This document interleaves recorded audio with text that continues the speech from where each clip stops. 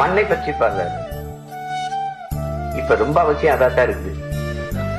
ஒரு பக்கம் கதிராமங்கலம், ஒரு பக்கம் நெடுவாசல், இந்த பக்கம் இப்ப கடலூர், நாகப்பட்டினம் பார்க்கும்போது, அதாவது உயிர்களின் கருவறை நான், சமாதியும் நானே.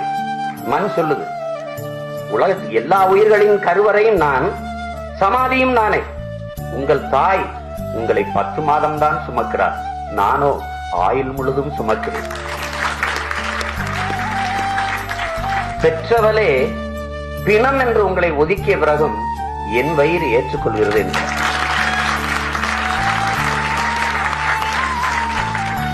முதலில் உங்களை என் மார்பில் தவள விட்டு இறுதியில் வயிற்றுக்குள் ஏந்தி கொள்கிற நான் உங்கள் தாயின் எதிர்ப்பதம் என்கிறார்.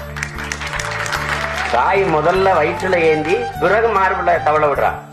ஆனால் பூமி தாய் என்ன சொல்றா? முதலில் என் மார்பில் தவள விட்டு இறுதியில் உங்களை என் வயிற்றுக்குள் ஏந்தி கொள்கிற நான் உங்கள் தாயின் எதிர்ப்பதம் என்கிறார்.